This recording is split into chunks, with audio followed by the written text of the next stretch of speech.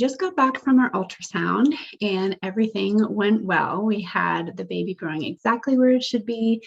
We had a really strong heartbeat. It was just so nice. Like I just feel so emotional about it because I was so nervous. We're actually at 11 weeks, where usually you do this appointment around 12 weeks. But they basically made my appointments for my last missed period, which were about a week off because I felt the implantation cramp a little bit later in my cycle. So they did adjust the due date by about 5 days, which kind of like prolongs essentially where we're at in the actual pregnancy. I thought of changing it. I just couldn't wait until the 12th week. Like I just wanted the confirmation.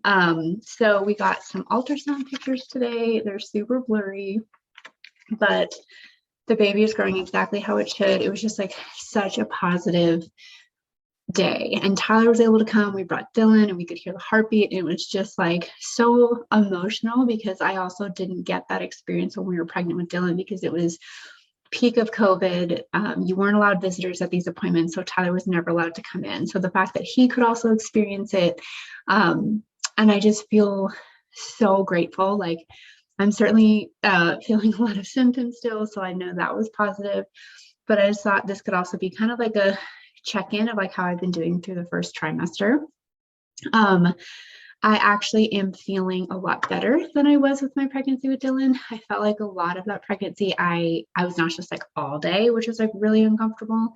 I had to often work from lying down. So thankfully I worked from home and was able to kind of listen to my body and just like lie down. I'm certainly still having a lot of fatigue. I try to lie down every afternoon when Dylan takes his second nap and just kind of like relax my body as much as possible because I'm certainly feeling a lot of aches. I am throwing up a bit more with this pregnancy, but then I also feel better. So it's like uncomfortable for a few minutes, but then you feel better and it's not excessive. It's almost as if like there's so many reasons to morning sickness, but part of it is you have an increase in bile and things kind of get stuck like in the digestive tract. So when I do throw up, it feels like I'm clearing that out and then I feel better, which is like really weird. It's like if you went out drinking one night and you were hungover and you like get home and you're like, wow, I'm not feeling well, and you end up throwing up and then you feel better. It's kind of like that feeling. But those are some of the symptoms I've been having. Food aversions, vegetables has been one. Vegetables was the same thing with Dylan in the first trimester. So I've been trying to make smoothies and put vegetables in it, but I like made some roasted vegetables a few days ago and I ate some of the Brussels sprouts and I took like one bite and I was like, I can't even do this. And I was like, well, that's not great. So I've been trying to find other ways of getting more vitamins and minerals in. So like fruit is helpful. Plant-based protein. I've been really craving a little bit more protein. My appetite is definitely more than I had with Dylan, but then I still can only eat like small amounts at a time. So far, I've gained about 1.5 pounds, which I gained about 2 pounds in my first trimester with Dylan. So that's roughly the same. And that can be normal. Some women lose weight. Some women gain about like 1 to 3 pounds in the first trimester. And it's certainly like fluid retention.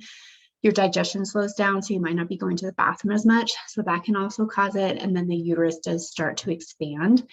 But she was able to even tell me where the placenta was. And so it's actually forming behind the baby. So she said that I might be able to start feeling movements even sooner, which can happen with the second pregnancy. So she said most of the time you'll feel fetal movements between like 18 and 22 weeks. And she's like, you might start feeling them around week 16. So that was also exciting to hear that we can start feeling them a little bit more. After today's appointment, I also did the blood draw for the genetic testing. So I am 35. And so the first appointment we had, the nurse kept being like, you know, because of your age. And she just like kept saying it. And I was just like, oh, this is like really hard to hear because I don't think of myself as like geriatric essentially, but because I am 35 and I will be a few months into my 36th year when we do deliver, it is considered a higher risk pregnancy. So they just kind of monitor the baby. They do an additional genetic testing, which is what we did today. So we'll get the results in about, they said 7 to 10 days. And then this is where we can actually tell the sex of the baby too. So with Dylan, we had to wait until the 20-week ultrasound. This time we'll know, we should know by the end of next week. So today's a Tuesday, June 14th. So we should know by the end of next week. So that's really exciting. And then we'll know to like any sort of genetic issues that might come up. We did some genetic testing when I was pregnant with Dylan, and everything was, I was like really low risk on everything. So we're hopeful that that will also be the case for this baby, but it also depends on how the cells divide. You know, a lot of it doesn't even need to necessarily mean the health of mom or dad. So just feeling very grateful today, feeling very just more grounded. I've actually been using my symptoms as a marker that everything's okay. With our first pregnancy, we experienced a loss, and I noticed a loss of symptoms at 7.5 weeks, and we didn't go in until 9.5 weeks. So like 2 weeks essentially of not knowing that we had miscarried. So I've been, as uncomfortable as it's felt, because I've certainly felt nausea, it is helping me know that everything's okay, and just to get confirmation today that the baby was growing exactly how it should, and it just was really, really nice. And, you know, I think after you experience a loss too, like they turned on the ultrasound machine, but they didn't turn on like the sound yet. So I didn't hear the heartbeat right away. And she was like, okay, well, there's your baby, you know, it's moving. And I'm like, is there a heartbeat? And she's like, yes, we'll listen to it in a second. So she could see the flutter. So it was just like this moment of like, I needed that audio confirmation too, and certainly visual to be able to see the baby moving and everything looks okay. Because when we miscarried, when your baby is like thriving, basically, it shows up as like a very, it's like lit up. You can see the baby, and then behind the baby, it's dark. When we miscarried, the screen was dark, and the mass of where the baby was at was really gray, like a darker gray. So it was also interesting to know if, like, when they do turn on the machine, even color wise, what that looks like and how it can help me as I'm just like waiting for the heartbeat as well. So just very positive. Some other symptoms that I think have been coming up in terms of like the nausea, it happens more at night. I definitely feel better throughout the day. I'm not necessarily getting like really hungry, but I'll notice I'll start feeling sick, which is when I know it's time to eat, which is exactly what happened with Dylan. So I'm hopeful that that will stop at the end of the first trimester with Dylan. It went through the entire pregnancy. I had a very nauseous pregnancy with him. So because I'm feeling better with this one, I'm hopeful that we actually feel better in the second and third trimester. It was also really nice to speak with the OB this morning too, because with our first pregnancy, with Dylan, I didn't have preeclampsia. So she said that I'm actually at a lower risk for having it because I didn't have it with him, which was really interesting to learn. Like, I just am fascinated by all of this like education around, I guess, like all of the things. So that was really fun to hear and just good to know. That doesn't mean that I won't get it. Preeclampsia is more of like, you have like issues.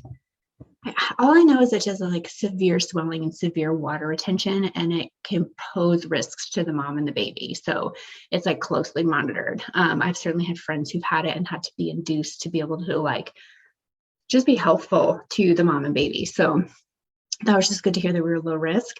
I had no like blood pressure issues with him. I had no iron issues. So she said that all of that was like really positive for a second pregnancy. What was also really nice was that she was pregnant. So she was 32 weeks, and it was just fun to have a doctor who's also pregnant. Like, that's never happened to me before. So that was also really fun.